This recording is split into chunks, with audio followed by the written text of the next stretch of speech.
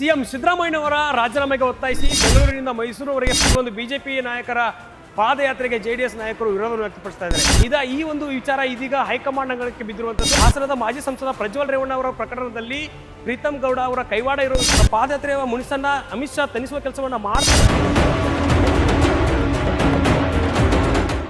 Guarantee guarantee guarantee, ಇದು guarantee news.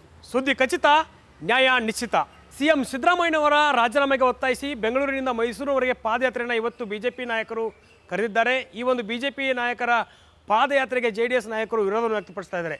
ಅದರಲ್ಲೂ ಕೂಡ ರಾಜ್ಯ ಮತ್ತು ರಾಜ್ಯದ ಪಕ್ಕಪಕ್ಕದ ಕೇರಳದಲ್ಲೂ ಕೂಡ ಸಾಕಷ್ಟು ಮಳೆ ಆಗ್ತಾ ಇದೆ. ಮಳೆಯಿಂದ ಪ್ರವಾಹ ಉಂಟಾಗ್ತಾ ಇದೆ. ಜನರು ಸಂಕಷ್ಟದಲ್ಲಿದ್ದಾರೆ. ಆ ಒಂದು ಜನರ ಕಣ್ಣೀರೊಳಿಸುವ ಕೆಲಸವನ್ನು ಮಾಡೋಣ ಅಂತ ಇವತ್ತು ಜೆಡಿಎಸ್ ನಾಯಕರು ನೆಪವನ್ನು ಇಟ್ಟುಕೊಂಡು ಬಿಜೆಪಿಯ ಪಾದಯಾತ್ರೆಯನ್ನು ಮುಂದೆ ಹಾಕುವಂಥ ಕೆಲಸವನ್ನು ಮಾಡ್ತಾ ಇದ್ದಾರೆ. ಆದರೆ ಈ ಒಂದು ವಿಚಾರ ಇದೀಗ ಹೈಕಮಾಂಡ್ ಅಂಗಳಕ್ಕೆ ಬಿದ್ದಿರುವಂಥದ್ದು. ಅದರಲ್ಲೂ ಕೂಡ ನಿನ್ನೆ ಅಷ್ಟೇ ವಿಜೇಂದ್ರ ಅವರು ಬೆಂಗಳೂರಿನಿಂದ ದೆಹಲಿ ಪ್ರಯಾಣವನ್ನು ಮಾಡಿದ್ದಾರೆ. ಅದರಲ್ಲೂ ಕೂಡ ಅಮಿತ್ ಶಾ ಅವರ ಜೊತೆಗೆ ಇವತ್ತು ಸಾಕಷ್ಟು ಚರ್ಚೆಯನ್ನು ಮಾಡಿರುವಂಥದ್ದು. ಈ ಒಂದು ಪ್ರಕರಣದ ಬಗ್ಗೆ ಹಿಂಚಿಂಚು ಮಾಹಿತಿಯನ್ನು ಅಮಿತ್ ಶಾ ಅವರಿಗೆ ವಿಜೇಂದ್ರ ಅವರು ಒಪ್ಪಿಸಿದ್ದಾರೆ. ಇದರ ಜೊತೆಗೆ ಇವತ್ತು ಬೆಳಗ್ಗೆ ಕುಮಾರಸ್ವಾಮಿ ಅವರು ಒಂದು ಹೇಳಿಕೆಯನ್ನು ನೀಡಿದ್ರು. ಅದರಲ್ಲೂ ಕೂಡ ಬಿಜೆಪಿಯ ಪಾದಯಾತ್ರೆಗೆ ನಮ್ಮ ಬೆಂಬಲ ಇಲ್ಲ, ಯಾವುದೇ ನೈತಿಕ ಬೆಂಬಲ ಇಲ್ಲ ಅನ್ನುವಂಥ ಮಾತನ್ನು ಹೇಳಿರೋದ್ರಿಂದ ಇವತ್ತು ದೆಹಲಿಯಲ್ಲಿ ಕುಮಾರಸ್ವಾಮಿ ಅವರು ಕೂಡ ಇದ್ದಾರೆ. ಅದರ ಜೊತೆಗೆ ವಿಜೇಂದ್ರ ಅವರು ಕೂಡ ಅಲ್ಲಿಗೆ ಹೋಗಿರೋದ್ರಿಂದ ಈ ಒಂದು ವಿಜೇಂದ್ರ ಮತ್ತು ಕುಮಾರಸ್ವಾಮಿ ಅವರ ನಡುವೆ ಅಮಿತ್ ಶಾ ಅವರು ಮಾತುಕತೆಯನ್ನು ಮಾಡಿ ಇಬ್ಬರ ನಡುವಿನ ಮುನಿಸನ್ನ ತನಿಸುವ ಕೆಲಸವನ್ನು ಮಾಡ್ತಾರೆ ಅನ್ನುವಂಥ ಪ್ರಶ್ನೆ ಇದೀಗ ಎದುರಾಗಿರುವಂಥದ್ದು. ಯಾಕಂತಂದರೆ ಹಾಸನದ ಮಾಜಿ ಸಂಸದ ಪ್ರಜ್ವಲ್ ರೇವಣ್ಣ ಅವರ ಪ್ರಕರಣದಲ್ಲಿ ಪ್ರೀತಮ್ ಗೌಡ ಅವರ ಕೈವಾಡ ಇರುವ ವಿಚಾರಕ್ಕೆ ಅಸಮಾಧಾನವನ್ನು ವ್ಯಕ್ತಪಡಿಸುವಂಥ ಕುಮಾರಸ್ವಾಮಿ ಅವರು ಅವರ ಜೊತೆಗೆ ನಾನು ವೇದಿಕೆಯನ್ನು ಹಂಚಿಕೊಳ್ಳಲ್ಲ ಅನ್ನುವಂಥ ಮಾತನ್ನು ಇವತ್ತು ಹೇಳಿರುವಂಥದ್ದು. ಅದರಲ್ಲೂ ಕೂಡ ಬಿಜೆಪಿಯು ಯಾವುದೇ ನಮ್ಮ ನಾಯಕರಿಗೆ ಗಮನಕ್ಕೆ ತರದೇ ಈ ಒಂದು ನಿರ್ಧಾರವನ್ನು ತೆಗೆದುಕೊಂಡಿದ್ದಾರೆ ಅನ್ನುವಂಥ ಮಾತನ್ನು ಹೇಳಿರುವಂಥದ್ದು.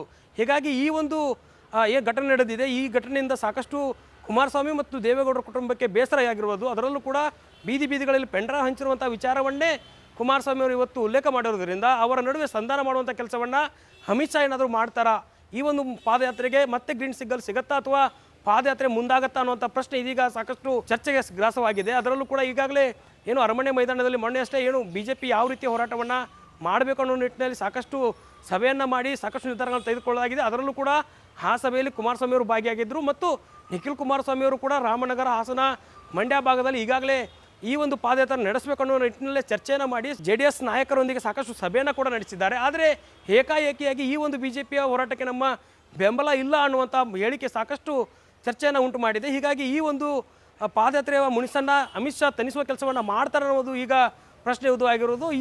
ಈ ವಿಚಾರಕ್ಕೆ ಸಂಬಂಧಪಟ್ಟಂತೆ ಬಿಜೆಪಿಯ ಮತ್ತು ಜೆಡಿಎಸ್ ನಾಯಕರು ಕೂತು ಕಾಂಗ್ರೆಸ್ ಸರ್ಕಾರದ ವಿರುದ್ಧ ನಾವು ಯಾವ ರೀತಿಯ ಹೋರಾಟವನ್ನು ಮುಂದೆ ಮಾಡಬೇಕು, ಅದರಲ್ಲೂ ಕೂಡ ಈಗಾಗಲೇ ಹಮ್ಮಿಕೊಂಡಿರುವಂಥ ಆಗಸ್ಟ್ 3ರಿಂದ ಆಗಸ್ಟ್ 10ರವರೆಗೆ ಒಂದು ವಾರ ದಿನಗಳ ಕಾಲ ಪಾದಯಾತ್ರೆಯ ಒಂದು ಹೋರಾಟವನ್ನು ಕೈಗೊಂಡಿದ್ದೀವಿ. ದಿನನಿತ್ಯ 20 ಕಿಲೋಮೀಟರ್ ನಡೆದುಕೊಂಡು ಹೋಗಿ ಸ್ಥಳೀಯ ಶಾಸಕರ ಮತ್ತು ಅಲ್ಲಿಯ ಕಾರ್ಯಕರ್ತರನ್ನ ಸೇರಿಸಿ ಸಾಕಷ್ಟು ಹೋರಾಟವನ್ನು ಮಾಡಿ ಆ ಒಂದು ರಾಜ್ಯ ಸರ್ಕಾರಕ್ಕೆ ಬಿಸಿಯನ್ನು ಮುಟ್ಟಿಸುವ ಕೆಲಸವನ್ನು ಮಾಡಬೇಕು ಅನ್ನೋ ನಿರ್ಧಾರವನ್ನು ತೆಗೆದುಕೊಂಡಿದ್ದಾರೆ. ಹೀಗಾಗಿ ಆ ಒಂದು ಹೋರಾಟ ನಿರಂತರವಾಗಿ ನಡೀಬೇಕನ್ನೋ ನಿಟ್ಟಿನಲ್ಲಿ ಅಮಿತ್ ಶಾ ಅವರು ಈ ಒಂದು ಇಬ್ಬರ ನಡುವೆ ಸಂಧಾನವನ್ನು ಮಾಡ್ತಾರೆ ಅನ್ನೋದನ್ನು ಕಾದು ನೋಡಬೇಕಾಗಿದೆ.